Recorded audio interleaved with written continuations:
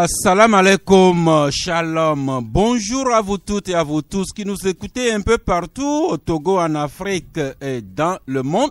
Je vous salue avec les doigts experts de nos techniciens, Kokou Michel Vitogbe Tomega à la console et Jero Dakucha qui va mettre l'émission à votre disposition, aussi bien les sons que les images, dès que nous aurons fini. À mes côtés, ce qu'un auditeur appelle les mousquetaires du jeudi, c'est un mousquetaire conduit par leur chef traditionnel avec ou sans guillemets, Michel Tchadja. Bonjour. Bonjour Sass, bonjour aux collègues ici présents, bonjour à nos auditeurs et auditrices, et puis surtout bonjour à nos amis techniciens qui se peinent tous les jours pour que les gens reçoivent le son au bout des ondes. Les techniciens ne peuvent que se mettre à l'œuvre quand ils accueillent un Michel Tchadja si bien habillé avec le crâne qui brille de mille feux. Ambroise, mon cher beau, n'est pas moins bien habillé. Lui, c'est un ensemble noir, le crâne aussi bien rasé. Ambroise, bonjour. Bonjour Sass, bonjour tout le monde. En fait, je suis en bleu marine. Ah, ok. Et c'est pas le noir. Bon, je voudrais profiter, comme d'habitude. Oui, c'est votre habitude. Les maires ont été élus. Maintenant, il faudrait qu'ils aillent se former. Vous avez reçu un monsieur ici. J'ai visité le centre la dernière fois. C'est Irfodel, c'est ça, non? Irfodel, voilà. Oui. Il forme en développement local et sur la décentralisation. Il appartient maintenant aux jeunes qui veulent rentrer dans le giron du développement local, d'aller se faire former. Parce qu'il ne sert à rien de crier sur tous les toits. Je n'ai pas de compétences, je n'ai pas quoi. Il faut qu'elle forme les gens à Brodahome et là-bas. Le monsieur était là, je l'ai suivi, sans que j'ai même posé une question la dernière fois.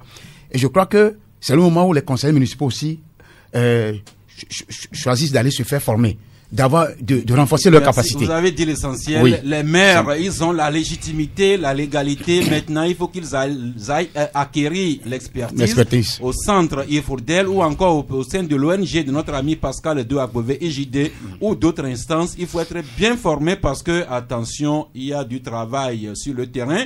Nous allons vous faire toucher du doigt quelques aspects aujourd'hui, mais revenons aussi au plateau avec le Benjamin de la classe. C'est le neveu de nos parents de Koumambala. Vous avez compris. Magloire Teko Kenvi, bonjour. Bonjour Sass, bonjour chers confrères autour de la table et bonjour à tous nos fidèles auditeurs et auditrices naturellement. Merci. Nous attendons incessamment un quatrième confrère, mais il y a déjà un invité que je garde pour nous pour le moment.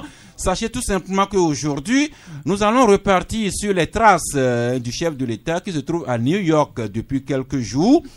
Nous allons visiter son séjour là-bas, à l'endroit et à l'envers, pourquoi pas. Mais nous allons toucher également quelques questions de proximité, notamment le Made in Togo dans le sillage de la journée mondiale du tourisme qui se célèbre demain, vendredi 27 septembre. Quelles sont certaines potentialités du Togo à visiter?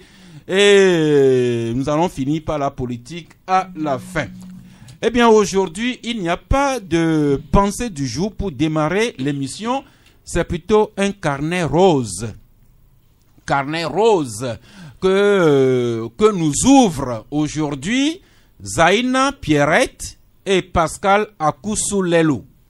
Ils sont mariés à la mairie centrale de Lomé il y a déjà 25 ans. Mais c'est ce jeudi 26 septembre que Zaina Pierrette et Pascal Akousoulelou ont choisi pour renouveler leur profond et commun attachement à leur Dieu et Seigneur et également recevoir la bénédiction nuptiale. Ce sera en l'église catholique paroisse Notre-Dame du Liban à Hejranaoui. Et à l'issue des mariages, il y a une tradition qu'on fait. Les jeunes mariés, généralement, ils tiennent un bouquet. Il lance le bouquet par derrière et la personne sur qui tombe le bouquet de fleurs, c'est cette personne-là qui est le prochain candidat au mariage. Et Zaina Pierrette et Pascal Akousoulelou, j'ai rêvé un peu qu'ils ont lancé leur bouquet de fleurs et ce bouquet de fleurs est tombé sur un certain Magloire Teko Kenvi. Bonjour Magloire. Bonjour Sosgao. Eh bien, vous êtes déjà le prochain candidat au mariage. Inch'Allah. C'est vous qui avez l'honneur de dire un mot à l'endroit de Zaina Pierrette et Pascal Akousoulelou, pour ne pas dire les Bodjouna. Ben, disons que c'est une très bonne nouvelle, puisque vous l'avez dit, ils ont déjà démarré ce processus-là il y a bien 25 ans, de façon officielle. Ce n'est toujours pas aisé que deux êtres puissent se séparer de leur famille, pour se mettre ensemble afin de construire leur vie. C'est tout un parcours fait de haut et de bas, mais ils tiennent toujours le bon bout. Aujourd'hui, ils viennent consacrer cela devant Dieu, l'Éternel des armées. C'est une très bonne chose. On leur souhaite une bonne chance pour la suite et vivement que la fleur atterrisse chez moi. La fleur a déjà atterri sur vous, donc c'est vous le prochain candidat au mariage. Et je la prends avec beaucoup de bonheur. Ce qui est dit et ce qui est dit doit être fait, Magloire. Amen. Et si vous manquez de candidates, approchez vos oncles de Koumabala. Je suis là, je suis là. Ah, mais vous n'êtes pas une femme. Non, on peut chercher une femme, sont nombreuses à Lomé. Surtout vos sœurs à Mission Tové. Oui. Merci beaucoup. Je voudrais profiter aussi pour dire un heureux mariage au grand frère Pascal Bodjouna et sa femme, surtout la femme qui célèbre dans 48 heures, selon les informations, c'est son jubilé d'or. 50 ans. Donc, bon anniversaire, madame, et bien de choses à vous. Merci. Eh bien, vous savez, nous parlons abondamment du climat ces derniers temps. Il s'est tenu en début de semaine un sommet extraordinaire des Nations Unies entièrement consacré au problème du climat. Notre chef d'État y était. Il se trouve d'ailleurs toujours à New York.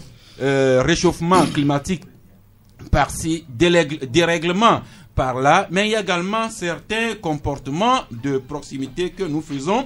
Eh bien, nous sous-titrons ce chapitre « Notre environnement et nous ». Et quand nous revenons chez nous ici, en ce temps de pluie, il y a des mares qui se créent ici et là, il y a des rues qui deviennent vraiment impraticables. Ne vous hasardez pas sur la route de Ségbé, et l'homme à Tichogbe, Ambroise en savent quelque chose. Et sûrement, cette saison de pluie doit encore créer des difficultés à Michel Tadja sur votre voie qui mène à Vakosito. Michel. Ah oui.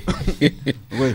Non, je n'ai pas beaucoup de commentaires, peut-être après. Bon, aujourd'hui, nous ne parlons même plus des voies. Elles sont tellement dégradées. Elles se dégradent au jour le jour.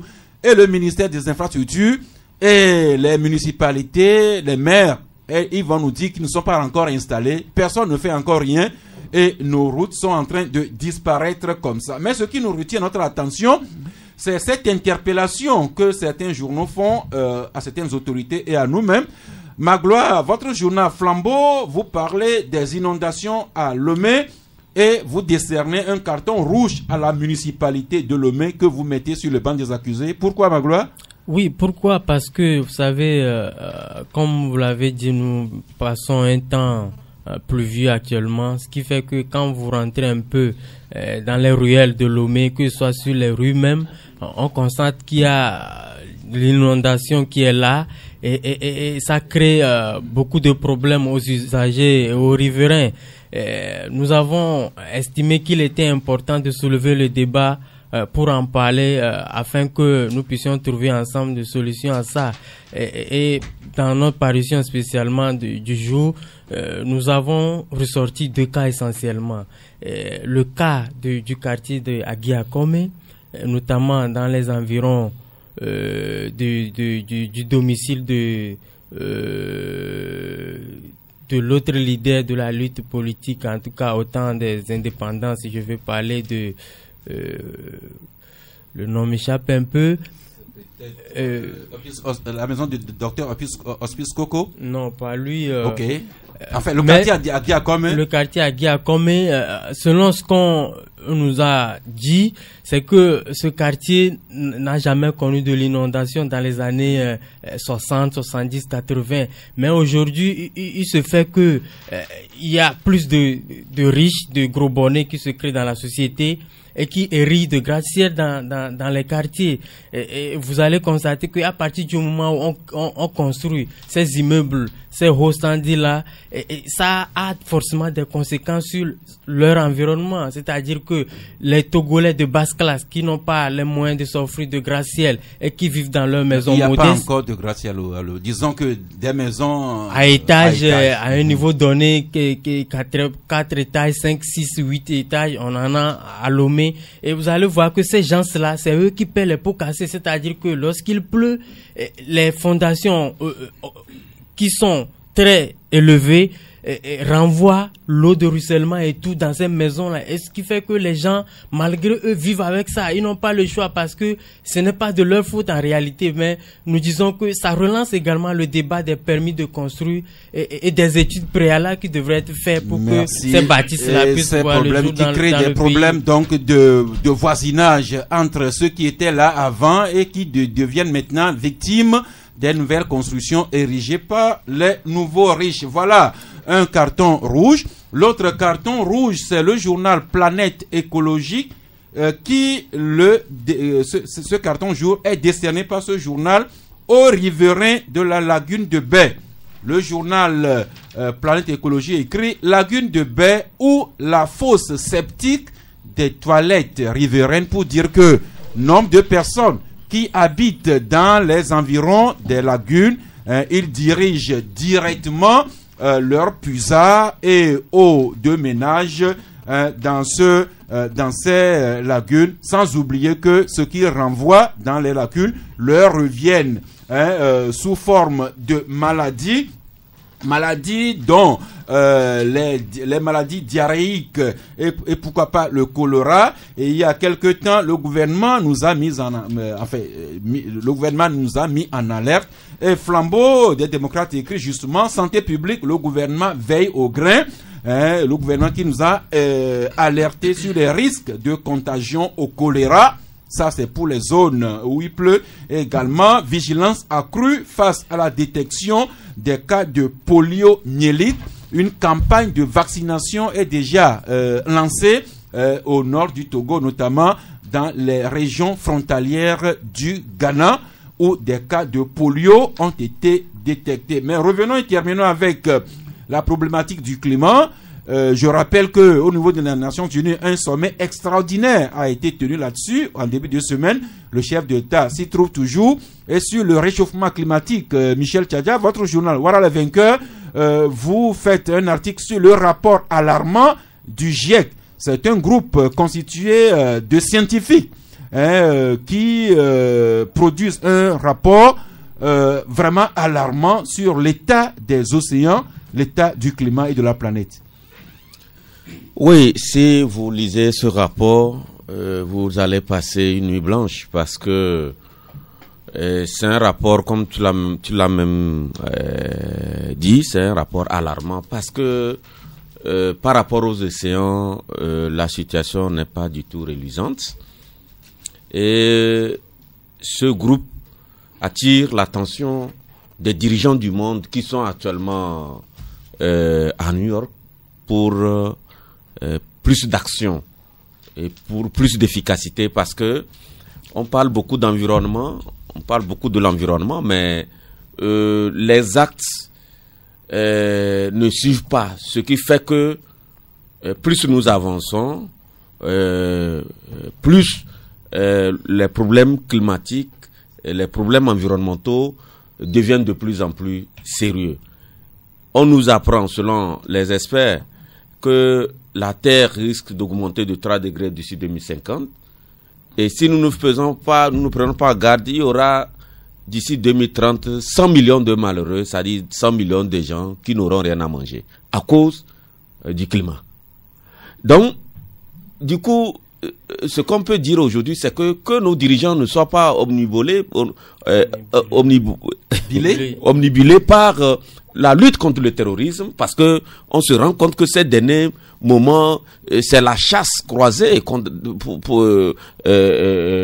pour des milliards dans la lutte contre le terrorisme, alors que le problème environnemental est un problème sérieux.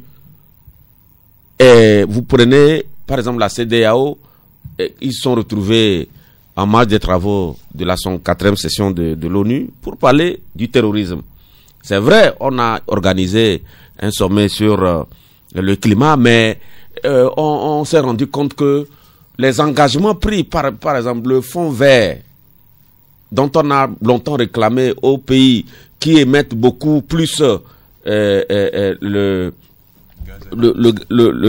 gaz à effet de serre, notamment la Chine, les États-Unis, ces fonds verts-là tardent à arriver pour essayer d'aider ceux-là qui sont les victimes à pouvoir s'en sortir. Donc, aujourd'hui, après le terrorisme, c'est peut-être le problème de l'environnement qui doit quand même nous préoccuper, parce que j'ai regardé Magloire, il avait la mine un peu froissée quand il parlait de ce qui se passait ou ce qui se passe dans ces cas. Ça veut dire qu'il est tellement soucieux.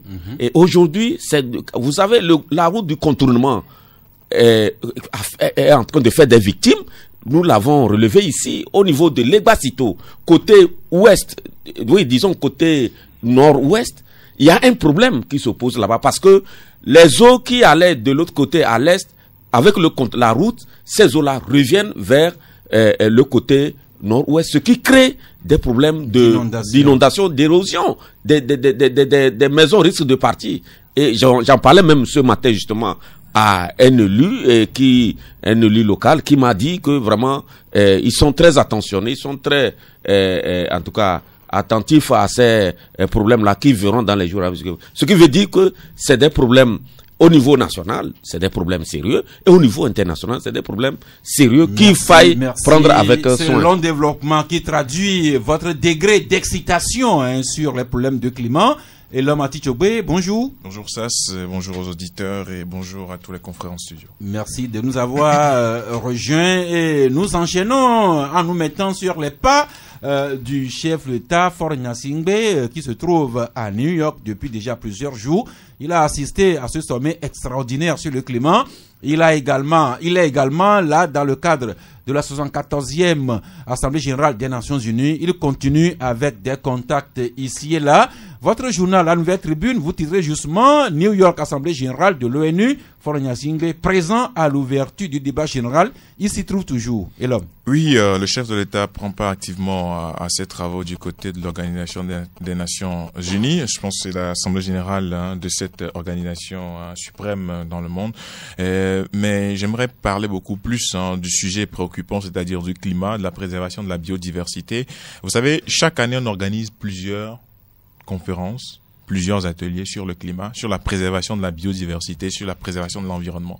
Mais on se rend compte que chaque année, les mêmes problèmes recommencent, et s'aggravent, voilà, et on ne trouve pas encore une solution adéquate à ce qui se passe. Et donc, c'est là où je parle de la prospective dans les pays. Qu'est-ce qu'on fait du ministère de la prospective? C'est-à-dire qu'aujourd'hui, vous avez en Afrique une population qui se développe très très rapidement.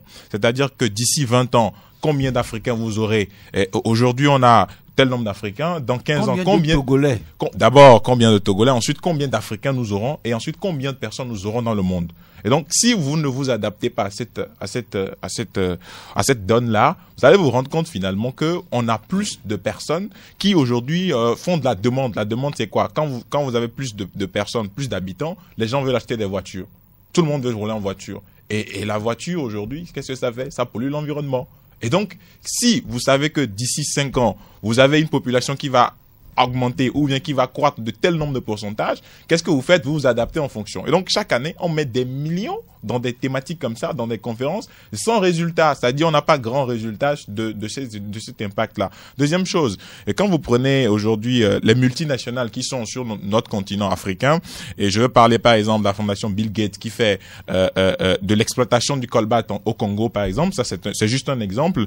Quand vous prenez l'aspect de l'exploitation du colbalt, là, je sais pas si vous avez suivi une fois ce documentaire, vous rendez compte que en matière de préservation de l'environnement, ils font pas grand-chose. Ils font pas grand-chose. C'est-à-dire, quand il y a l'éboulement des terres aujourd'hui, on ne voit pas la fondation. Et justement, éboulement du terrain a tué au moins des dizaines de personnes au nord du Tchad. Voilà. Donc, qu'est-ce qu'ils font véritablement en ce qui concerne la préservation de cette biodiversité? Je pense que c'est là le débat. Et donc, on est aujourd'hui fatigué de ces nombreuses conférences qui se déroulent et qui absorbent plusieurs millions au lieu de rester sur le terrain à faire des études et à se développer, à s'adapter. Merci. Repartons sur les traces de Faure Gnassingbé. Il était au sommet extraordinaire consacré par les sommités mondiales au climat. Il a assisté à l'ouverture de l'Assemblée générale avec les débats généraux et continue avec les contacts bilatéraux. À ce niveau, le confrère Écho du pays nous écrit: Faure Gnassingbé à New York, encore de nouvelles conquêtes pour le plan national du développement. Michel Tchadia, votre journal, vous ramassez tout ça en écrivant cet article, un agenda vraiment chargé pour Faure Gnassingbé à New York. Oui, je pense depuis lundi déjà, selon les communiqués qui sortent de la présidente de la République, le chef de l'État a un agenda très chargé. Il a assisté, vous l'avez déjà dit ici, je pense avant-hier, il a assisté au sommet en marge de la 180e session de l'ONU. Il a assisté à ce sommet-là sur le climat. Et il a eu des entretiens avec le président congolais Félix Tshisekedi. Congo démocratique. Il a participé également à la réunion de la CEDEAO sur la sécurité dans la sous-région, réunion à laquelle ont pris part le secrétaire général de l'ONU et un certain nombre de personnalités de haut rang qui vont apporter leur expertise dans la mobilisation des moyens idoines pour rendre cette lutte beaucoup plus efficace, parce que quand vous écoutez le président Christian Roch Kaboré du Burkina, qui est actuellement président en exercice de la conférence des chefs d'État dans la lutte justement contre le terrorisme, vous vous rendez compte que il ressort qu'il n'y a pas assez de moyens.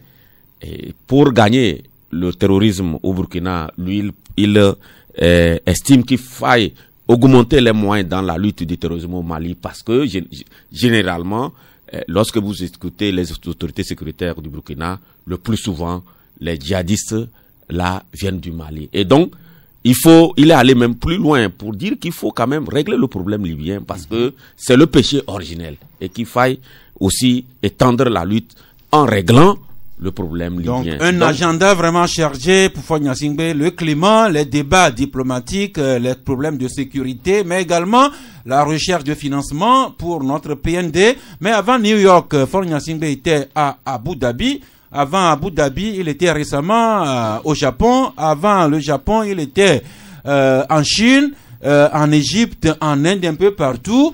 Le confrère Le Perroquet prend acte de tout ça là, mais Ambroise, Le Perroquet écrit: voyage présidentiel tous azimuts, que rapporte au juste ces randonnées à l'État togolais? Vous aussi, vous aurez pu formuler un tel titre sur les voyages de Faure Gnassingbé, Ambroise. Oui, j'ai déjà eu à titrer cela dans le journal The Guardian. Je pouvais même aller loin, parce que moi, je veux un président qui soit poignant au plan international, qui s'impose aux yeux de ses pairs, comme même ce dictateur de la Turquie l'a fait la dernière fois, qui était sorti de son gond, a dit la vérité à ses occidentaux sur ce qui devait avoir l'arme nucléaire ou pas. Voilà, je pense que quand vous avez une certaine légitimité à l'interne, ça vous propulse très loin. Je vois un Christian Kaboré qui circule dans les rues de New York, ce que je ne crois pas que Faure Gnassingbé puisse faire. Alors que moi, je voudrais que lui aussi soit libre de circuler comme il le veut. Quand il est positionné pour faire un discours, Faure Gnassingbé doit faire un discours en tant que chef d'État souverain, d'un État souverain qui a de la poigne. Sauf que j'ai l'impression que ça devient souvent de la figuration. C'est vrai qu'on peut dénoter que au cours de ces rencontres, au cours de ces rencontres internationales, il fait des rencontres B2B avec certaines sommités. Mais le Togolais aimerait que ça profite aux Togolais. Qu'est-ce qui ramène concrètement ce que le Perroquet a dit, ce qui est une réalité? Sauf que les voyages, on sait que les voyages coûtent énormément à tout État qui se prennent. Et Faure Gnassingbé, lui, il voyage de trop. C'est ce que moi j'ai fait remarquer, j'ai eu à faire remarquer par le passé dans le journal The Guardian. Merci. D'autres trouveraient qui ne voyagent pas assez. C'est toujours, est-ce que le verre à moitié plein ou bien à moitié vide? C'est un débat philosophique né avant nous, qui continuera avant nous. Mais restons toujours sur les traces de Faure Gnassingbé, qui a été rattrapé par la situation ici chez nous, le changement qui est écrit restriction des libertés publiques, l'ONU saisit et rappelle le gouvernement togolais à l'ordre, et le perroquet qui écrit lui aussi manifestation publique bâillonnée au Togo, l'ONU qui douche les ardeurs liberticides de Payadoa Boukwesi, juste pour dire que la dernière modification apportée à la loi Bojona, qui a fait l'objet de nombre de débats dans nos médias, eh bien, cette affaire-là rattrape le chef de l'État à New York, parce que des missions du Haut Commissariat des Nations Unies aux droits de l'homme ne sont pas d'accord avec certaines modifications qualifiées justement de liberticides. Magloire. Oui, en réalité, pour nous autres, il n'y a rien de nouveau, parce que ça, on l'avait déjà dit. Abondamment, mais personne ne nous a écoutés. Si, les gens nous ont écoutés. Qui alors? Parce que la loi est restée telle. Voyez-vous, et il a fallu que Faure Gnassingbé soit rattrapé par ces réalités à Washington ou à New York. C'est en cela que nous disons par moment que nos chefs d'État, c'est-à-dire qu'ils sont là pour ne pas nous écouter, c'est-à-dire qu'ils sont plus ouverts sur l'extérieur, et parce qu'on ne peut pas comprendre que on a fait cet exercice-là ici à plusieurs reprises, que cette loi-là, telle que vous la réformez, les partenaires ne seraient pas forcément d'avis avec vous, mais on l'a fait parce qu'ils n'avaient pas d'oreille pour nous écouter. Et ce qui m'a surpris dans cette histoire, c'est également, n'est-ce pas, les diplomates en poste au Togo, le G5 dont nous parlons. C'est-à-dire le groupe G5, des 5, c'est-à-dire l'Allemagne, la France, les États européennes, États-Unis et Nations Unies. Qu'est-ce qu'ils ont dit? Moi, je me rappelle au temps fort de la crise en 2017, quand le gouvernement avait eu déjà cette velléité-là de restreindre les libertés publiques, c'était le même groupe des 5 qui a intervenu pour dire: messieurs, vous ne pouvez pas le faire ainsi parce que c'est des dispositions prévues par la Constitution. Il faut tout simplement réguler cela, les mailles, il faut les réguler, les suivre pour que ça ne dégénère pas. Mais par après, ils sont revenus, ils ont corsé, n'est-ce pas, la disposition là, et le même G5 est là, on n'a rien dit. Et plusieurs mois après ou plusieurs semaines après, c'est maintenant qu'on rappelle à Faure Gnassingbé que ce qu'il avait fait hier n'était pas bon. Mais je me demande, il doit s'en prendre à lui ou à qui? Mais j'ai encore écouté le président Jerry Tama, en tout cas du net, ce matin sur BBC, qui disait que cette loi était toujours la bienvenue, qu'il n'avait rien fait pour restreindre la liberté de manifester au Togo. Moi, je me pose des questions sur la manière d'agir de nos hommes politiques. Et ça, vous allez comprendre mon état d'âme, parce que je ne peux pas comprendre que ce que nous aurions pu régler à la maison ici, qu'on refuse et qu'on nous le brandit à l'extérieur. Ça fait la honte du pays. Et ça, je ne suis pas d'accord. Merci. Mais l'autre aspect, oui, sur l'aspect climat dont nous parlons, c'est que je ne comprends pas également nos chefs d'État. Ça, c'est un peu partout. En Afrique, on se plaint. C'est-à-dire que très souvent, on accuse les gros pollueurs, notamment la France, les États-Unis, la Chine et autres.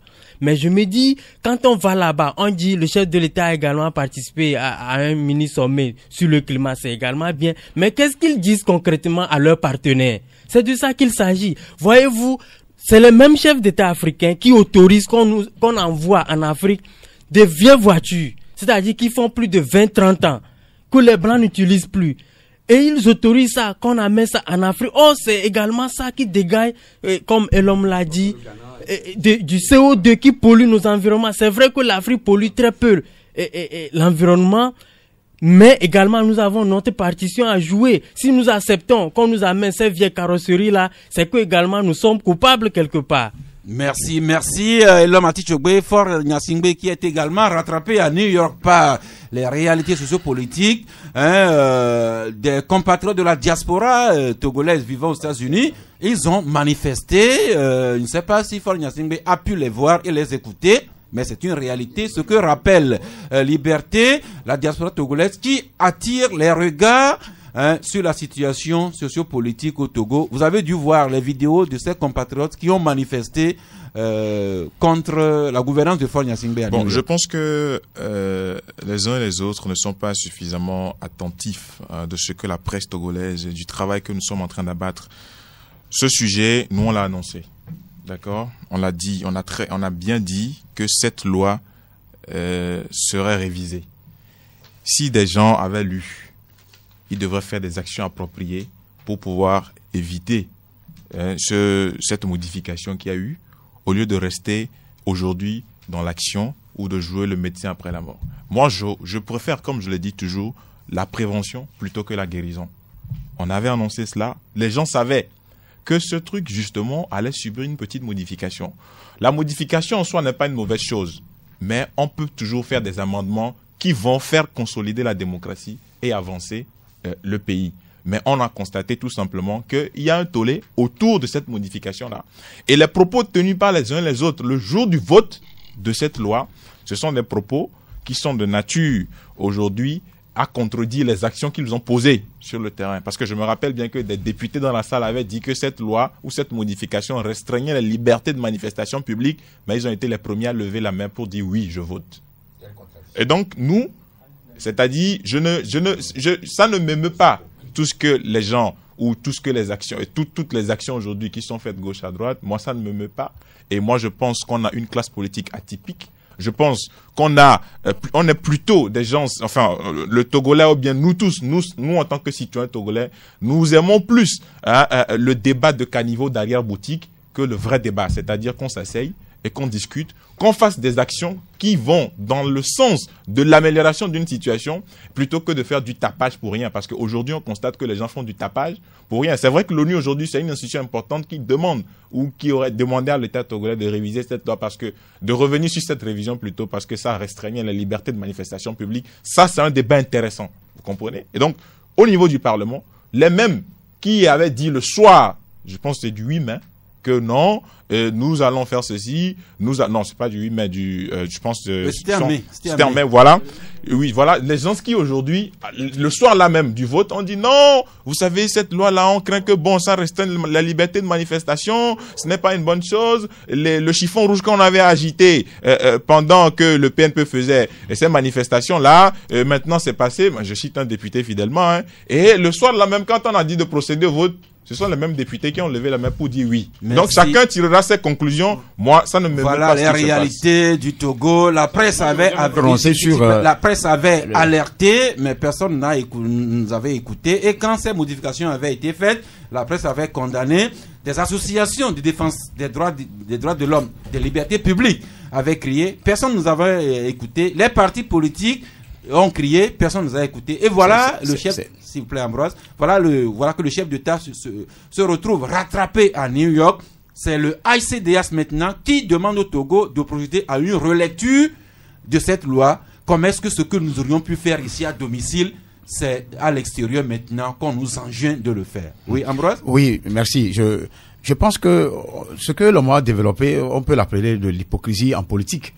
Parce que vous ne pouvez pas vouloir une chose dans votre cœur et refléter autre chose dans la réalité. Je parle bien des partis, le NET, le PDP, l'UFC, qui étaient à l'Assemblée et qui nous avaient dit... Qui sont toujours à l'Assemblée. Ils sont toujours à l'Assemblée, qui nous avaient dit que eux, ils trouvaient des greffes contre cette loi-là. Au même moment, les mêmes personnes lèvent leur doigt. Quelle est cette hypocrisie-là? Ce sont de jouer avec le peuple togolais. Aujourd'hui, les Nations Unies nous ont rattrapés. Je crois que il n'appartient pas forcément à Faure Gnassingbé de changer la loi. Faure Gnassingbé, il est président de la République. Mais ceux-là qui ont façonné la loi à l'Assemblée, ils savent très bien, on l'avait dit ici, les gens même nous ont critiqué, que cette loi, elle est liberticide. Encore mieux, c'est une loi qui restreint complètement et définitivement la liberté de manifestation. Voilà que nous sommes devant le trou. Merci. Je me rappelle, à ce plateau, nous avions souhaité que le chef de l'État ne promulgue pas cette loi, mais qu'il demande de lui-même une deuxième lecture. Nous n'avons pas été écoutés et voilà que c'est des Nations Unies que nous vient l'injonction. Comment est-ce que le gouvernement, l'Assemblée vont réagir suite à cette situation-là? Michel, où est ainsi?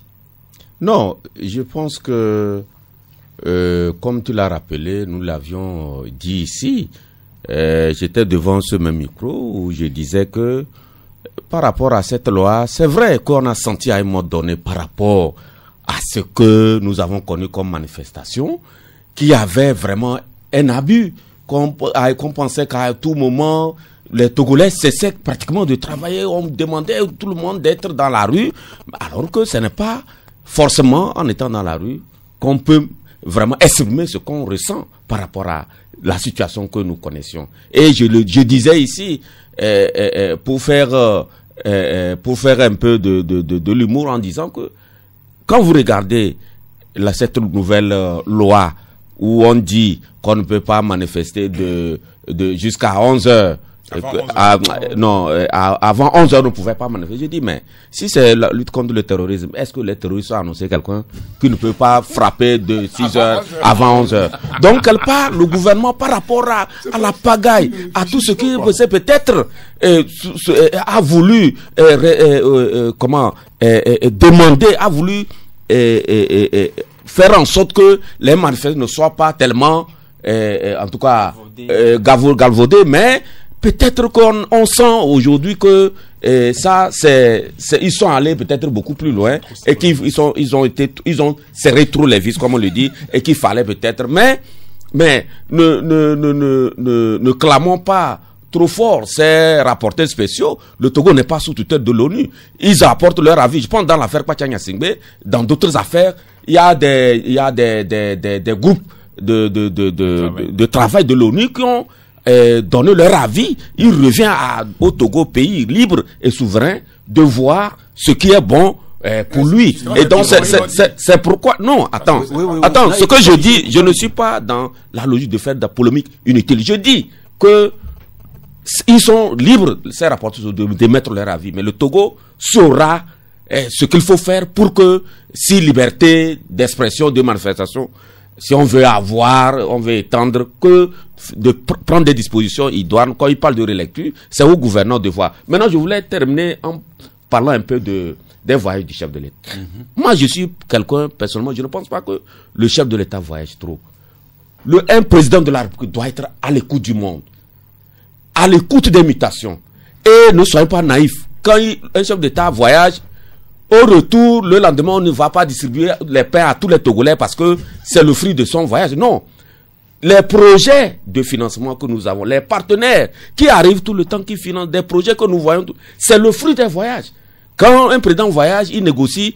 2 mois après, n'attendez pas de voir les résultats. Ça va prendre un peu de temps, c'est vrai, mais les résultats des voyages, un chef d'État ne peut pas rester chez lui et appeler tout le monde de venir chez lui pour l'aider à développer son pays. Surtout que nous sommes un État qui vraiment se cherche comme les autres pays. Il faut quand même que le chef d'État sorte, écoute le monde, négocie avec les partenaires et progressivement, nous vivons des difficultés, c'est vrai, mais nous avons confiance que progressivement, ça va aller. Merci Fornia Singbe qui fait la promotion du Made in Togo à New York. Justement, le Made in Togo, parlons-en en rappelant que demain, vendredi 27 septembre, sera la journée mondiale du tourisme. Mais en quelques heures de cette célébration, le ministre du tourisme, Ekbetonyon Kosivi, est sorti pour donner quelques chiffres. Ainsi, apprenons-nous qu'en 2018, 712 000 touristes ont visité notre pays et ils ont pu engranger, puis ils ont pu laisser près de 48 milliards de francs CFA dans notre économie. Quand les touristes viennent de tout acabit, ils peuvent visiter des manifestations comme des foires et expositions. À ce niveau, Écho du pays nous rappelle que le marché international de l'artisanat togolais s'anime prochainement. Ce sera du 25 octobre au 3 novembre prochain. Ainsi, les artisans du Togo pourront exposer leurs œuvres et leur génie, leur savoir-faire à la face du monde entier et nouer, pourquoi pas, des relations d'affaires. Autre journal, c'est Togo Réveil qui nous rappelle dans une précédente parution qu'un nouveau marché ou bien une exposition va se faire prochainement. Togo Réveil écrivait dans le sens de promouvoir les investissements et faciliter les échanges par le levier de la technologie. L'association Terreau Fertile organise du 10 au 11 octobre prochain le salon Ferrin. Ça nous a intéressé, nous avons voulu vous en faire savoir davantage. Aussi, accueillons-nous à ce studio Guy Watson. Bonjour. Oui, bonjour Sass. Vous êtes membre du comité d'organisation de ce salon. D'accord, oui. Eh bien, juste un rappel, qui êtes-vous, l'association Terreau Fertile? L'association, je suis Guy Watson, directeur de communication du Salon Ferrin. Je suis de cette association qui milite pour la promotion de la jeunesse, surtout avec la promotion des échanges et de l'investissement, à ce sens que beaucoup de jeunes aujourd'hui ont de belles idées, ont de beaux projets, ont de beaux écrits, mais il manque de moyens pour financer ces projets. Donc c'est dans cette optique que nous avons réfléchi et nous avons mis en place avec les partenaires de l'association Terre Fertile le salon Ferrine, défini comme facilitation des échanges, revalorisation des investissements. Très bien, donc ce salon s'ouvre le 10 octobre prochain, dans quelques jours.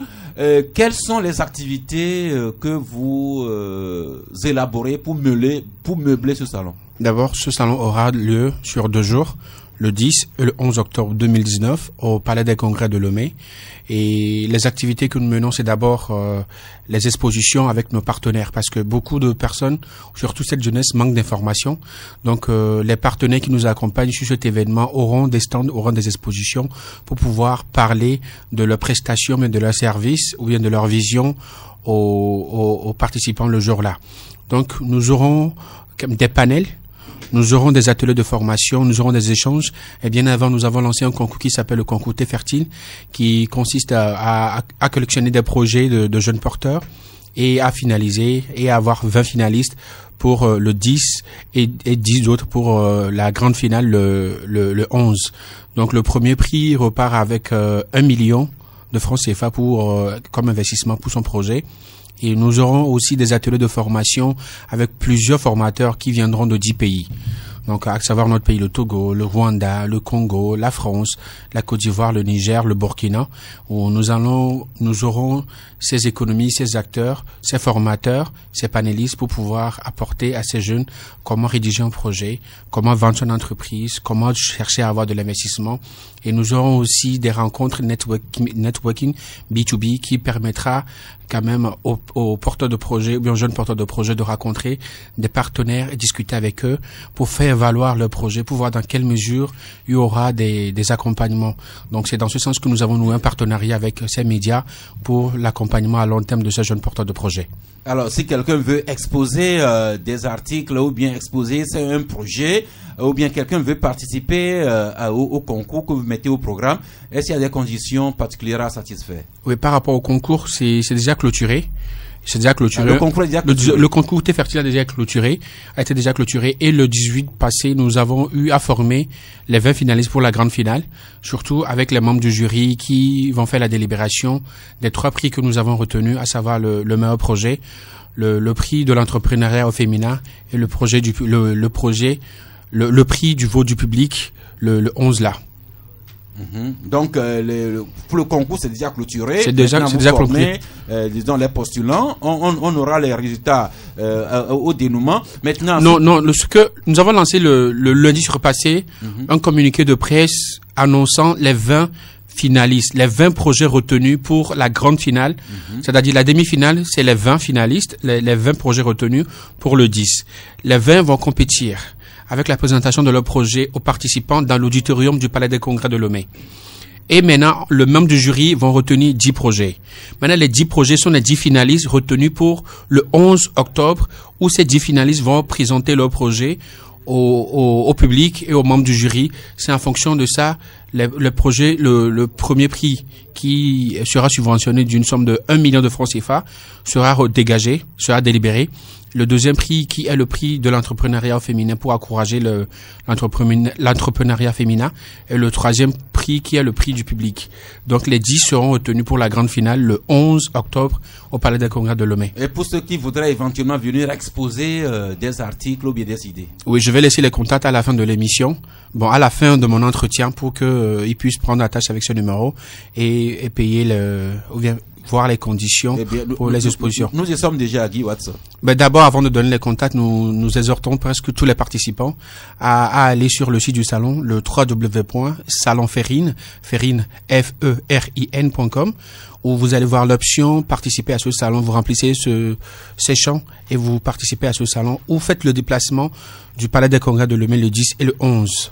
Je rappelle que l'entrée est gratuite, et pour avoir plus d'informations, c'est de nous contacter sur le 92 96 96 16 16 92 96 16 16 ou le 92 42 33 23. Merci. Des occasions de faire valoir le génie togolais, ce salon Férine, les 10 et 11 octobre prochains. Il s'en suivra quelques jours après le Biato, le marché international de l'artisanat du Togo, sans oublier d'autres foires qui se profilent déjà à l'horizon d'ici la fin de l'année. Merci à Guy, ou bien plutôt Fidel. C'est moi qui veux. Il y a Fidel Dan Kazo.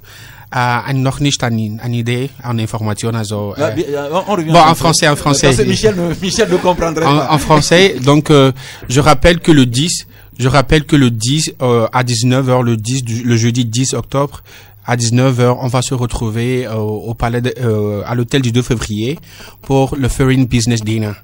Le Foreign Business Dinner, c'est le dîner d'affaires pour que les participants, bien les invités, puissent discuter avec les partenaires et avoir des possibilités de financement, d'échanges en vue, d'avoir des projets à horizon pour que les mois ou bien les temps à venir, nous pouvons avoir des investissements pour ces jeunes porteurs de projets. Merci encore une fois à Guy Watson, mais vous restez à nos côtés. Des idées, les Togolais en ont, et c'est pas Kakonou Boupo qui n'en aurait pas. Kakonou Boupo qui ne cesse pas de se faire parler de lui. Et il est la grande vedette des médias ces derniers temps, autant que Front des démocrates lui consacre toute une page. Magloire, vous écrivez stratégie, développement, modèle de croissance dans la tête de Kakonou Boupo. Eh bien, qu'est-ce que vous trouvez dans la tête de Kakonou Boupo pour mieux impulser le développement de l'Afrique? Oui, nous avons fouetté un tout petit peu le livre qu'il a dédicacé il y a juste quelques jours. Et nous avons vu les idées qu'il a en réalité derrière la tête et que nous avons voulu partager avec nos lecteurs. Et en réalité, le monsieur, on le connaît déjà d'abord dans sa course ou du moins dans sa lutte contre le franc CFA, mais là, il parle de façon globale de la souveraineté de nos États africains. Et dans son œuvre, l'ancien ministre de la prospection, de la prospective, ministère que réclamait d'ailleurs tantôt Elamati Chogwe. Oui, dans son ouvrage, je le disais tantôt, le ministre Kakonou Boupo faisait ressortir donc tous les problèmes auxquels sont confrontés les États africains, notamment la démographie, la migration, le franc CFA, le marché commun et bien d'autres comme la croissance. Et dans son analyse, Monsieur Kakonou Boupo faisait ressortir en réalité que le vrai problème de l'Afrique aujourd'hui, ce n'est pas beaucoup de gens parlent de la croissance, mais à son niveau, il estime que le vrai problème de l'Afrique, c'est la production. Que l'Afrique a tout ce qu'elle a besoin pour se développer. Mais le paradoxe est que le continent tarde toujours à connaître ce développement. La terre, les populations, c'est-à-dire comment vous appelez ça? Nous avons toutes les potentialités, nous avons l'espace, nous avons les minerais, les richesses naturelles, nous avons la force vitale également, la démographie. Tout est question d'orientation stratégique de notre développement. Et tout à fait. Nous avons même le soleil, et surtout le soleil. Et surtout le soleil. Mais le grand paradoxe c'est que le continent là n'évolue pas. Et donc lui, il propose que au lieu que les chefs d'État entendent toujours la chanson de croissance pour amadouer leur peuple et attirer les investisseurs vers le continent, il va falloir qu'ils travaillent beaucoup plus à la création des richesses du marché, parce que par exemple il dit que l'Afrique produit du coton, mais à ce jour le continent n'arrive qu'à traiter que 3% de ce coton là. Et le grand paradoxe c'est que on renvoie tout à l'Occident et nous on se contente des friperies. Et donc pour solution, Monsieur Kakonou Boupo propose le protectionnisme, c'est-à-dire qu'on ne peut pas éperdument importer nos richesses. Il va falloir travailler ces richesses-là sur place pour que ça puisse profiter aux Africains pour le devenir du continent. Merci. C'est en somme l'idée qui se cache derrière la tête du ministre que nous avons voulu partager avec Donc, commencer à produire lecteurs. nous-mêmes, commençons à transformer nos productions et commençons à consommer ce que nous produisons. C'est, selon Flambeau des démocrates, l'essentiel de ce livre intitulé, c'est un essai, L'urgence africaine, changeons de modèle de croissance. Et Kako s'en prend même aux dirigeants africains, il s'en prend même à leur légitimité et le fait qu'ils ne sont pas toujours connectés avec leur peuple. Michel, un petit mot sur Kako. Oui, justement, là où tu as cité, c'est là où j'ai compris Kako Mboupo, parce que dans ces propos, je me suis retrouvé à deux niveaux. D'abord, par rapport aux dirigeants africains. Pour la plupart, il y a un chef d'État qui disait que pour diriger un peuple, il faut être devant, derrière et au milieu. Mais pour la plupart des chefs d'État africains, on a l'impression qu'ils sont devant, pour la plupart devant, mais derrière rien, au milieu rien. Certains sont devant, derrière, au milieu rien. Parce que justement, on a l'impression que beaucoup ne rendent compte de ce qui se passe dans leur pays qu'aux Occidentaux, et surtout à leurs institutions. Je prends un exemple. Ils parlent des institutions. Ils parlent de la croissance. Cette affaire de croissance, j'ai dit, je me suis retrouvé dans les propos de nous. Pourquoi? Parce que il n'y a pas de cela quelques jours, quelques semaines, où je disais ici que cette affaire de croissance forte, ou croissance à double chiffre, à quoi ils ont des gymnastiques pour nous tromper là. Cette affaire-là ne nous arrange pas. La plupart des pays africains, surtout les peuples, on ne se retrouve pas dedans. Et quand ils sont ces institutions-là, ils viennent ici, vous les voyez, derrière les lunettes fumées, dans de grosses voitures, ils sont dans des grands hôtels, et ils s'entendent avec nos gouvernants, ils sortent des chiffres bizarres, et bon, on dit que c'est bon, ça va, et ils s'en vont. Mais nous, les populations à la base n'ont rien. Malgré les projets et tout, on sent que cette croissance, et nous l'a dit, cette croissance, ça ne dit rien au peuple, aux populations, parce que elles ne se retrouvent pas dedans. C'est là où moi je dis, il faut que les chefs d'État africains fassent un effort pour être, comme le disait un autre chef d'État, un ancien chef d'État, pour être devant, derrière et au milieu. En ce moment, ils vont savoir qu'est-ce que concrètement les populations veulent. J'ai souvent dit ici que nous demandons, nous supplions au chef de l'État qu'il fasse un effort de voir comment vivent les populations d'en bas au Togo. Il ne faut pas qu'ils voient ses collaborateurs disent que bon, ça va. Non. Il faut qu'ils comprennent comment les gens vivent dans les quartiers, comment les gens vivent. C'est ça qui peut quand même l'amener à orienter ses choix politiques, ses financements et autres. Merci. Nous tendons vers la fin de l'émission, mais je veux quand même qu'on aborde rapidement quelques articles, notamment l'anti-Chogbe. Nous avons parlé de terrorisme. Oh, il y a un article qui, quand moi je l'ai vu, ça m'a fait un peu froid dans le dos. Vous écrivez, qui est-il?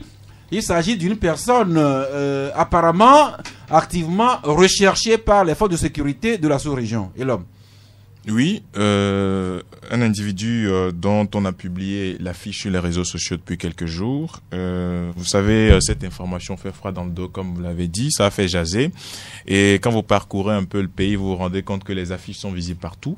Quand vous chez nous ici au Togo. Chez nous au Togo, parce que on a des reporters un peu partout dans l'intérieur du pays qui nous ont informé du fait que dans certaines contrées reculées, il y a également ces affiches disponibles. Quand vous êtes à Lomé, dans des commissariats, dans les garnisons, vous avez ces affiches disponibles. Et donc, ça voudra dire qu'on est en alerte orange, comme on le dit en défense militaire. Dans le langage militaire, on est en alerte orange par rapport à cet individu qui est présenté comme quelqu'un de très dangereux. Et donc, qui est-il véritablement? Quel est son parcours? D'où vient-il? Qu'est-ce qui, aujourd'hui, représente la menace par rapport à cet individu? Je pense qu'on a relevé tout cela dans notre article quand nous sommes allés aux informations et par rapport aux recherches que nous avons effectuées.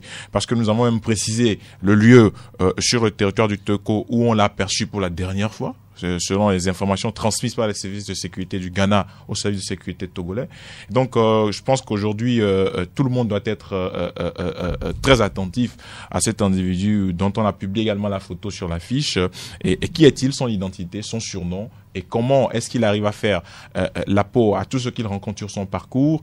On a précisé dans le papier que c'est un braqueur multirécidiviste qui a réussi à se faire la belle dans une prison au Ghana, et plutôt que les informations qui circulent sur les réseaux sociaux qu'il serait venu du Bénin. Donc c'est plutôt un individu, un prisonnier évadé qui vient de la République du Ghana, la République sœur, et donc dont nous révélons l'identité et toutes les informations. Merci. Vous donnez même l'affiche avec son nom, activement recherché par au moins 3 pays, le Ghana, le Togo et le Bénin. Vous écrivez que cet individu est bien connu des forces de sécurité comme un braqueur multirécidiviste.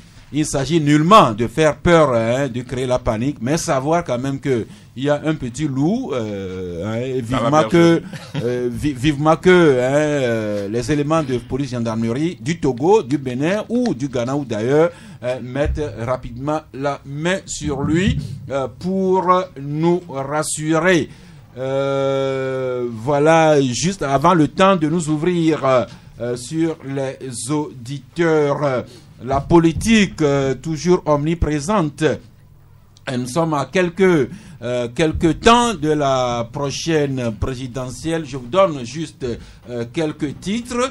Écho du pays qui écrit « Inimitié, calcul politique imprécis, incohérence d'un groupe en manque de stratégie pour la conquête du pouvoir. L'opposition décrète déjà la victoire de Faure Gnassingbé en 2020. » Autre journal qui nous parle de la présidentielle, c'est Ouattara le vainqueur. Là, vous écrivez candidature unique de l'opposition pour 2020. Docteur Georges Koessan est pour, Fabre et Maître Tchassona apparemment contre. Michel, juste un petit mot. Non, c'est le constat qu'on a fait après leur sortie, la sortie de ces 3 acteurs politiques. Georges Koessan qui pense qu'il fallait à un moment donné positionner un candidat unique de la société civile, et Maître Tchassona lui, il trouve que l'heure de candidature unique n'est pas en tout cas d'actualité, parce que le jeu est ouvert, je l'ai dit ici à maintes reprises, le jeu est ouvert selon lui, et qu'il fallait quand même laisser le temps, la liberté à tous ceux qui souhaiteraient en tout cas briguer la marche de le faire, et peut-être s'ils ont la chance d'aller au second tour, ils feront. Et c'est la même chose du côté de Jean-Pierre Fabre, qui ne croit pas que il est temps aujourd'hui de parler de candidature unique. En tout cas, c'est le condensé que nous avons fait de leur sortie. Merci. Liberté aussi qui parle de la présidentielle 2020 et parle de l'autre équation à résoudre pour l'opposition. Pour sa part, le changement écrit un deal en vue d'offrir un 4e mandat au président Faure Gnassingbé.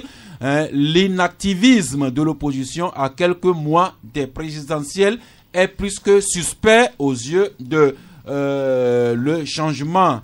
De l'autre côté, l'Union pour la patrie écrit que pour les députés élus de la COSA, la grande victoire unie, c'est déjà demain en 2020. Et le perroquet clôture tout ça en écrivant présidentielle 2020, des associations s'illustrent déjà pour escroquer Faure Gnassingbé. Voilà la revue de presse sur 2020. Oui, ça c'est par rapport à la candidature unique au sein de l'opposition. Moi, je l'avais dit ici. Certains m'ont voué aux gémonies. Je m'en tiens à ma proposition. Heureusement que certains sont revenus là-dessus. L'opposition n'a qu'à choisir 3 candidats. 3 candidats au centre, au nord et au sud. Ils verront ce qui va se passer. Mais au préalable, il faut qu'ils s'organisent pour réclamer une meilleure organisation, une meilleure condition d'organisation de ces élections. Le fichier électoral qui n'est pas bon, la CENI qui est truffée de gens proches du pouvoir, et quand on arrive à se dépasser, à se départir de ces contingences-là, je crois que l'opposition peut aller maintenant à choisir les 3 candidats. Parce que moi, je suis pour une candidature unique. Sauf que dans le contexte actuel, où les conditions ne sont pas réunies, il faut au moins, je prends le cas de Gogué, qu'on choisit dans le tôle, on prend quelqu'un comme Fabre ici à l'interne, ou à Djamagbo, ou à Pévon, ou au centre, on prend un Tikpi, ou quelqu'un qui représente Tikpi, ou quelqu'un qui tourne autour du centre. je crois que le candidat du pouvoir sera battu à plate couture. C'est-à-dire que, mais les conditions d'organisation de ces élections doivent être réclamées par l'opposition, pas des manifestations. Qu'on l'interdise par la loi ou pas, il faut qu'ils s'organisent pour réclamer ça. Merci. Ce que vous avez dit, j'ai lu quelque chose de semblable émanant de la part d'un certain Richard Tinjo Jagri du parti DSA qui proposait des candidatures stratégiques dans les rangs de l'opposition. Eh bien, on saura apprécier tout ça. Magloire? Non, mais vous l'aurez constaté que nous, spécialement à la rédaction du journal Flambeau des démocrates, on n'en a pas traité de tout ce dossier-là parce que, vous savez, nous estimons qu'il est temps de laisser ces messieurs et dames-là gérer leur cycle à leur manière et nous sommes là pour constater parce que depuis là, vous allez voir, on est à 7 ou à 8 mois des élections. Moins de 7 mois de la présidentielle. Maintenant, c'est la guerre entre ces acteurs-là. Est-ce qu'il faut y aller en rang dispersé ou en candidature unique? Ils ne vont jamais s'entendre pendant que de l'autre côté, les gens travaillent. Et en réalité, le vrai problème qui est là, c'est le fichier, par exemple. On ne fait pas du focus là-dessus. On se combat en réalité à l'interne pendant que le vrai travail est ailleurs. Et nous disons jusqu'à quand ce cirque? Parce que moi je me dis, a priori je ne vais pas accuser les acteurs politiques qui voudraient aller forcément à cette élection-là parce que je me dis, un parti est créé pour conquérir le pouvoir et l'exercer. Mais quand on voit le contexte et surtout la sollicitation de la masse qu'on prétend diriger, moi j'ai cru comprendre que les gens voulaient que l'opposition aille en candidat, en tout cas présente un candidat uni face à Fogna Sigue. Mais si les acteurs estiment que chacun devrait tenter sa chance, moi je dis, je suis là en tant que journaliste. C'est la liberté d'opinion, la liberté de participation également. Mais les réflexions se mêlent. Nous apprenons que hier même, le mouvement des forces Vive Espérance pour le Togo a organisé une rencontre à l'endroit des partis politiques. Nous ne savons pas ce qui a pu, ce que cette réunion a pu accoucher, mais c'est pour dire que des réflexions continuent à se faire, les débats et des gens qui ont le courage quand même de se prononcer ouvertement. La preuve, Dr Georges Kwessan qui accorde une interview de 2 pages qu'on lira dans les colonnes de la Nouvelle Tribune. Et l'homme? Oui, je pense que c'est une interview croustillante par rapport au fond de la pensée du président national du Parti Santé du Peuple, parce que je pense que c'est lui qui a été la première personne ou le premier parti ou le premier président de parti à parler de la candidature unique, surtout apolitique de l'opposition, et par rapport à quelqu'un qui doit être neutre face au débat politique. Et donc, suite à la réaction de l'ANC qui a balayé d'un revers de la main toute idée de candidature unique, du CAR également, et puis du PSR, il a tenu à repréciser le fond de sa pensée et à parler également des leçons qu'on peut tirer des dernières élections locales et à aborder aussi la présidentielle de 2020, notamment les forces en présence, etc. Ce qu'on devrait faire pour assainir le cadre électoral et qu'on puisse faire également au niveau de l'opposition. Et donc, c'est une interview que nous publions ce matin et que nous invitons nos lecteurs à lire. Merci. Nous avons terminé par la politique, mais vous êtes témoin. On a parlé beaucoup de climat aujourd'hui. Climat tel que les sommités du monde en parlent, mais le climat tel que nous les vivons ici dans nos quartiers avec nos comportements quelque peu inciviques, les manquements de nos municipalités. On a parlé également du Made in Togo avec de plus en plus de tourisme qui viennent nous visiter et qui laissent un peu d'argent dans notre économie. Le savoir-faire togolais avec les foires et également les salons tels que le salon Ferrine et bien d'autres choses. Et également la gouvernance telle que Kakonou Boukpo le pense. C'est sur tous ces sujets que nous vous attendons après ce clin d'œil à nos partenaires. 93.5 Canal FM. Et l'homme à Tichogbe de la Nouvelle Tribune, Michel Tchadia de Wara le vainqueur, Magloire de Front des démocrates, Ambroise Ponjo de The Guardian et notre ami Guy Watson du Salon Ferrin sont à nos côtés pour vous écouter. Le premier en ligne, bonjour. Alors, bonjour. Papa Saudine. Oui. Vous êtes le bienvenu. Merci. Bon, je dis bonjour également à tout le plateau. Moi, ce que je remarque, les journalistes se tirent trop à la candidature unique. Mais façon dont les gens du Bénin, lors du dernier vote du Haut-Bénin, c'était peut-être 33. Moi, j'ai le spécimen devant moi. C'est au deuxième tour que j'avance jouer à talon pour battre Jissou. Donc, parlons plutôt de la transparence de l'élection. Merci. Merci beaucoup, Papa Sandjiné. Vous ajoutez de l'eau à notre moulin. Sans attendre le deuxième en ligne. Bonjour. Oui, bonjour, monsieur Sass. Oui, c'est monsieur c'est Yao Dagoué. Oui, parlez un peu plus fort, s'il vous plaît. Oui, d'accord. Maintenant, ça va? Oui, bon? ça va. D'accord, ok. Je voulais intervenir sur deux sujets. Alors, le premier sujet, c'est concerne l'œuvre de monsieur Npoupou. Oui. Je voulais dire que cette œuvre-là pose également un problème et qui le concerne lui-même. C'est-à-dire que ce défi que nos autorités ont de ne pas pouvoir utiliser les élites nationales qui sont capables de leur apporter des idées, tout simplement parce que ce sont des gens qui ne vont pas pour accepter de se taire, d'accepter tout. Et cette façon de faire là pose un gros problème. Si vous avez des ressources compétentes sur place, qui peuvent vous coûter moins cher, qui peuvent vous apporter des idées, mais que vous ne voulez pas utiliser, et que vous courez derrière d'autres personnes qui ne connaissent pas vos réalités, comment est-ce que vous pouvez vous développer? Même si on connaît son engagement pour lutter contre le franc CFA, est-ce qu'aujourd'hui, le gouvernement togolais ne peut pas utiliser ce monsieur pour nous permettre d'avoir un plan de développement qui tienne compte de certain nombre de réalités? Merci. Nous renvoyons cette question au chef de l'État et aux dirigeants du pays. L'auditeur suivant, bonjour. Bonjour, Sass. Comment ça va? Ça va chez nous. Bonjour, Plateau. Oui. Je veux parler de la loi qui est venue là. Qui peut nous dire qu'on n'est pas de ministre de la droit de l'homme? Pardon? Dans cet gouvernement, qui va nous dire ça? Qu'on n'est pas de ministre de droit de l'homme dans cet gouvernement. Il n'est pas vu la loi avant qu'ils ont amené à l'Assemblée. Si on t'a pas quelque chose dans la maison et tu es refusé, celui qui est dû et lourd, c'est ça qu'on va te monter au dehors. À tout à l'heure. Merci, madame. Nous avons compris l'essentiel, n'est-ce pas? Sans attendre, nous prenons le suivant ou bien la suivante. Bonjour. Bonjour, monsieur Sass. Oui. C'est monsieur Kokou. Monsieur Kokou, vous êtes le bienvenu. Et je salue le plateau. Nous vous saluons aussi. S'il vous plaît, monsieur Sass. Oui. Concernant cette recommandation que les Nations Unies ont faite sur notre loi que l'Assemblée a modifiée, la loi sur la manifestation. Oui. Cela me donne la joie au cœur parce que lorsque l'Assemblée a fait voter cette loi, les députés, lorsqu'on les interpellait sur le chaîne, l'honorable Geritama a eu à me répondre que moi, il me manque la pédagogie parlementaire.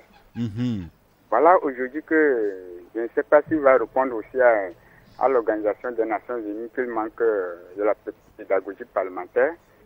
J'attends de voir. Merci. Et lorsqu'on fait quelque chose au nom de la République qui n'est pas bon, et que les citoyens disent ça, on nous traite de connaissables, des tests, de quoi.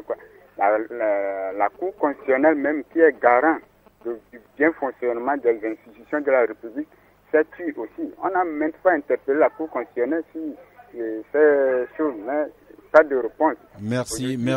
C'est à l'extérieur qu'on nous dit qu'on n'a pas bien fait. Merci Kokou. Je rappelle que nous avons débattu également de beaucoup d'autres choses. Le Made in Togo, les salons, les foires, les expositions, le climat, nos comportements d'à côté. Nous aimerions vous écouter aussi là-dessus. Bonjour l'ami. Bonjour monsieur Sass. Oui. S'il vous plaît, j'avais appelé au début de l'émission là. Maintenant vous êtes en ligne. Oui, c'était pour vous informer d'un cas très urgent. Au niveau de Sotopla. Oui. Je suis victime et j'ai voulu vous demander si vous pouvez envoyer les journalistes sur place, là où on fixe les plaques. Merci, mais comme on n'a pas débattu de ça aujourd'hui, nous aimerions plutôt vous écouter sur les sujets du jour, peut-être demain, pourquoi pas. D'accord, merci. Je vous en prie. Déjà le suivant, bonjour. Allô, bonjour. Oui. Bonjour le plateau. Bonjour à vous. C'est Richard depuis le Danemark. Notre ami du Danemark. Ouais. Eh bien, nous vous écoutons. Bonjour le grand frère Kadia. Je voulais rebondir sur la loi de manifestations au Togo. Oui. Bon, je ne sais pas pourquoi on veut toujours plaire à l'opinion internationale. Parce que si je voulais bien dire, la loi de manifestation, les Européens ont mis plus de 3 siècles pour asseoir leur démocratie. Nous sommes une nation très jeune. Très jeune qui a commencé la démocratie, qui ne peut même pas passer à 30 ans. Allô? Oui, nous vous suivons, mais allez-y rapidement s'il vous plaît. Oui, donc je ne sais pas, je prenais l'exemple ici, un enfant, vous avez un enfant, vous lui demandez de rentrer à 15 h à la maison, mais en Europe, eux, ils rentrent à 18 h. Nous avons notre propre éducation. C'est une éducation, je dirais que la démocratie, c'est une éducation. On n'a pas encore appris, il faut mettre des bases. Je pense qu'on ne doit pas tout le temps écouter et copier ce que l'Occident fait. Merci l'ami Richard, sauf l'homme, pour dire que les premières attaques contre cette modification sont parties du Togo, la presse, les partis politiques, les défenseurs des droits et des libertés publiques. C'est eux qui ont commencé à s'élever contre ces modifications. C'est ce que j'ai dit tantôt. J'ai dit qu'on n'est pas attentif. Nous ne sommes pas attentifs à ce qui se dit au sein de l'opinion. On est beaucoup plus on joue beaucoup plus au métier après la mort. C'est ce que je condamne. C'est-à-dire qu'il y a plusieurs sujets dont on débat ici, dont la société civile parle, dont d'autres associations, d'autres corps de métier parlent, mais on ne voit pas d'action. C'est quand on est face aujourd'hui à l'acte que moi on se dit que maintenant il faut réagir, mais c'est trop tard. Merci. L'auditeur déjà en ligne. Bonjour. Oui. C'est Kanidek. Oui. Bonjour à vous, Kanidek. Oui, je salue tout le monde. Moi, je veux m'intéresser au Made in Togo. Oui, allez-y. Et interpeller le gouvernement à accompagner les agriculteurs de Corvier à produire davantage de riz qui peut toutefois couvrir tout le territoire togolais. Parce que si on va au Niger, cette année, la production du riz au Niger, avec leur importation, et bon, il y en a encore plein là-bas. Et le Niger est en train de prévoir que d'ici 2023, il y aura plus de riz importé sur le territoire nigérien. Donc, j'invite l'État togolais à promouvoir les gens de Corvier pour produire davantage. Non seulement les gens de Corvier, mais les gens comme le Salon Ferrine, Guy Watson. Donc voilà l'auditeur qui plaide que l'État soutienne tous ceux qui sont porteurs d'idées novatrices. Guy? Oui, c'est dans cette optique que nous voulons travailler. Mais si on parle de l'importation du riz venu de l'étranger, qui amène ces produits-là? C'est le même cercle, c'est le cercle vicieux là. Donc si eux ils n'amènent pas, comment ils vont s'enrichir? Nous ne volons pas la face. J'aime pas trop ces débats parce qu'on se voit à la face sachant que ça c'est la réalité. Ce sont les barons, bien les femmes de ces barons qui amènent ces produits. On avait interdit les plastiques non biodégradables, je me rappelle, dans ce pays, mais qui les amène au Togo? On voulait faire la promotion des plastiques ou bien des sacs biodégradables. Mais est-ce que ça a marché? Non. Parce que ceux qui amènent, bien celles qui amènent ces produits au Togo sont les femmes de nos... Vous comprenez ce que je veux dire? Merci. Donc, il ne faut pas qu'on se voit à la face. Merci. L'auditeur suivant, bonjour. Allô, Sas. Oui. C'est M. Kokou qui revient. Bon retour. Je n'avais pas terminé avant que vous ne me coupiez. Je vous serais reconnaissant d'être concis et net pour donner la chance au maximum d'interviews, s'il vous plaît. Ok. Je voudrais aborder le sujet concernant la candidature unique de l'opposition. Oui. Dans ce sens, je voudrais demander à nos politiciens d'être sincères envers eux-mêmes. Pourquoi est-ce que quelqu'un qui crée un parti politique, il est acteur politique, il ne faut pas dire qu'il veut être candidat et propose qu'on aille chercher un acteur apolitique pour être soutenu par eux, les politiques. C'est comme si un jour on va nous dire que concernant la CAN, toutes les équipes vont demander qu'ils ne vont pas participer, qu'ils vont soutenir une équipe unique. Je ne comprends pas la situation que nous vivons au Togo. Merci. Je voudrais demander à monsieur, votre confrère de tribune, Elom Akisobé. Oui. Lorsqu'il faisait l'interview à Dr Kouissan, est-ce qu'il a eu le courage de demander à M. Kouissan la composition du bureau national de son parti politique. Et pour nous parler de ça, parce qu'il y a des partis qui n'existent que de nom. Merci l'ami Kokou. Et l'homme, vous avez posé toutes les questions à votre invité, Dr Kwesa. Bon, vous savez, on est dans le cadre d'une interview, d'accord? Et moi, je ne suis pas forcément... Est-ce que dans toute interview à un homme politique, vous posez la question de savoir, de décliner les membres de son parti politique ou les membres du bureau? Vous posez la question là à tous les acteurs politiques du pays? Bon, le premier journaliste qui a une fois fait ça, qu'il me le dise. Merci. Vous rencontrez un homme politique, vous lui dites, donnez-nous la composition de votre bureau, c'est qui et qui? C'est la question qui vous intéresse, vous? Ce serait à la limite donc, oui, moi je dis, je ne réponds pas aux questions. Excusez-nous, nous ne sommes pas là pour répondre à des questions des gens qui sont ligués à des partis politiques. Si vous voulez poser des questions, posez-les honnêtement et de façon crédible, on va vous répondre. Merci l'ami Kokou. L'interview de Dr Kwesa est à lire dans les colonnes de la Nouvelle Tribune. L'auditeur suivant, bonjour. Bonjour, monsieur Saf. Oui. S'il vous plaît, c'est Canal FM. Oui, vous êtes en direct. Ok, c'est Vovo de Clobatemi. Uh-huh. Moi, j'aimerais intervenir sur le sujet de la candidature unique. Oui, allez-y. Et vous savez, aujourd'hui, il faut que les leaders de l'opposition aient le courage d'accepter qu'ils ont péché pour n'avoir pas participé aux législatives passées. Nous sommes d'accord. Notons bien qu'ils ont tué non seulement leur propre sort, mais aussi surtout toute une population et toute une génération. Vous savez, et la politique est un peu comme un jeu de football. Et moindre erreur, on te marque et c'est fini. Merci beaucoup. Et ce qui m'énerve, à 5 mois des présidentielles, ils se tiraillent encore entre eux. Moi, je me dis que nous n'avons pas d'opposition au Togo, puisque après tout, on ne comprend rien. Merci. Il joue un peu à l'intelligence. Merci. C'est votre opinion. Vous l'avez émise. Nous en prenons acte. Au suivant, bonjour. Monsieur Georges, comment allez-vous? Ça va chez nous. Personne ne demande du pain à la descente de l'avion quand le président voyage. Tout ce qu'on veut, c'est que après quelques mois, que les usines sortent de terre et que nos jeunes frères travaillent. Secondo, la croissance, c'est le baromètre avec lequel on calcule l'économie. Donc, croissance, bon, c'est bien beau de parler de croissance, mais qu'est-ce qu'il veut dire par là? Il y a de la croissance au Togo, on doit le dire. Il y a de la croissance en Côte d'Ivoire, on doit le dire. C'est avec ça que les économistes travaillent. Mais le problème que Kako nous pose, c'est que cette croissance, ça circule dans le cercle vicieux dont l'autre a parlé. Allô? Oui. Ça circule dans le cercle vicieux. C'est les ministres, leurs femmes, leurs copines qui sont les grands importateurs. Donc, l'argent ne tourne que dans ce cercle-là. Et le bas peuple est là. Le bas peuple est là. Donc, la gouvernance, selon Kako, c'est que il ne faut pas qu'on aille à l'extérieur tout le temps. Il a dit, c'est un mouvement endogène. Prenons ce que nous avons ici, les ressources que nous avons, et faisons la part des choses. Un directeur de cabinet en Afrique gagne plus qu'un président français. C'est là le problème. Le feu Kaldan, Atuki Agbobli, c'était ce dont il parlait. Nous devons mécaniser l'agriculture. Nous devons mécaniser l'agriculture. Les gens quittent Tovega pour venir à Lomé faire du Zémidjan. Non, je suis la preuve vivante de ça.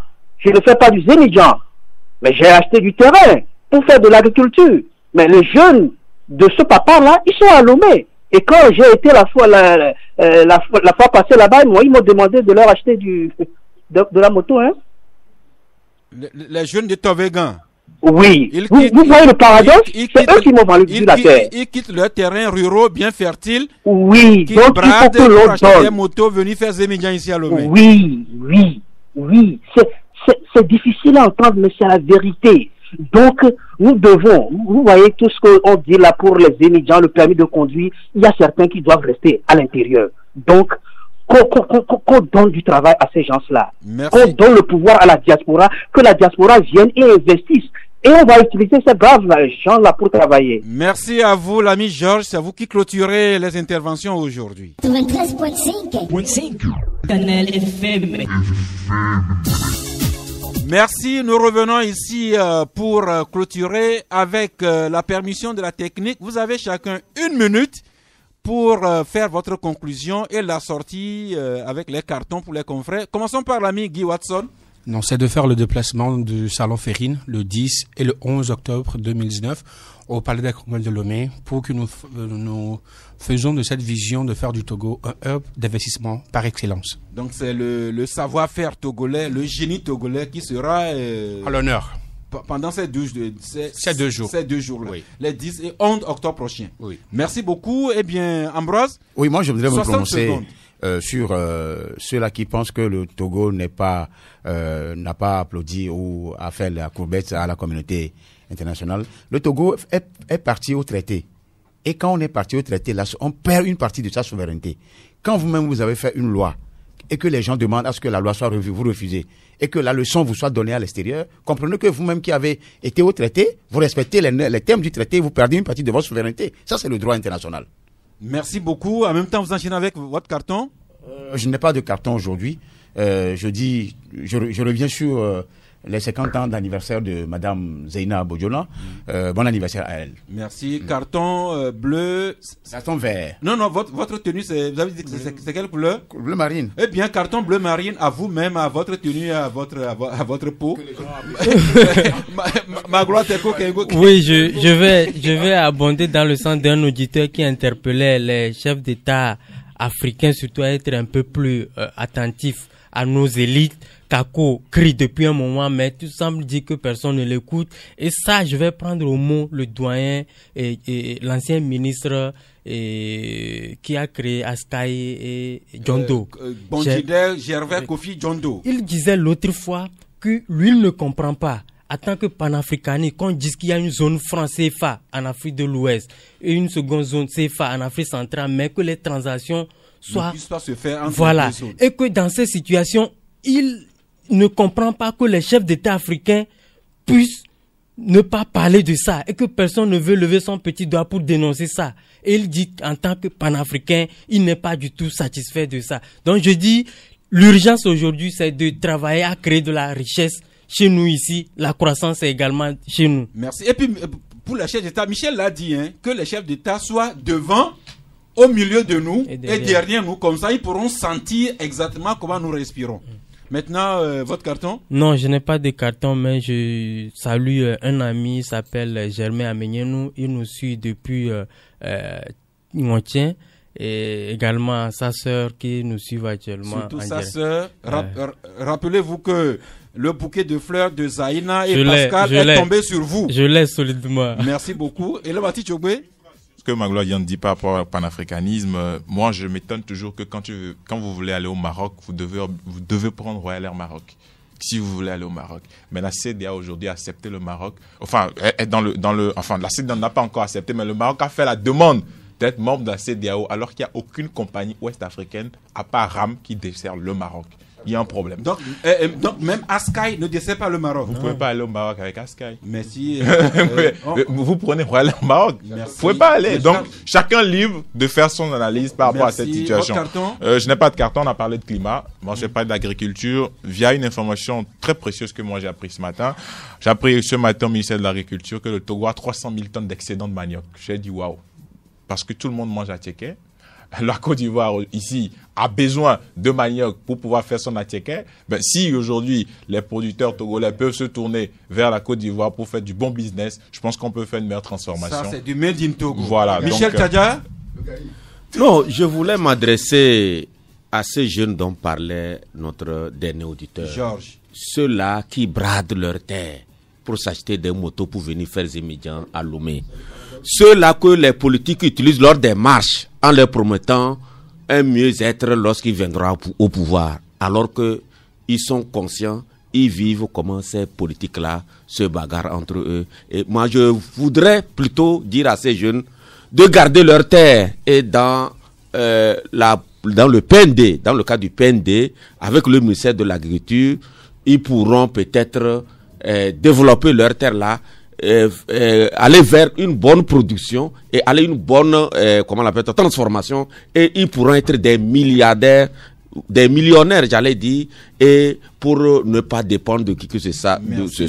Voilà. Un carton pour terminer tout ça? Non, c'est pas tout le temps on doit donner les cartons. Merci beaucoup. Mais nous clôturons avec ce carnet rose à Zaina, Pierrette et Pascal à Koussou Lelou Bodjona. Après 25 ans de ménage, ils vont recevoir la bénédiction nuptiale cet après-midi. Eh bien, que votre couple soit heureux et que tous les Togolais, nous soyons heureux. Et ici, nous pourrons clôturer la semaine en beauté demain vendredi à 11h, si Dieu le veut et Dieu le voudra bien.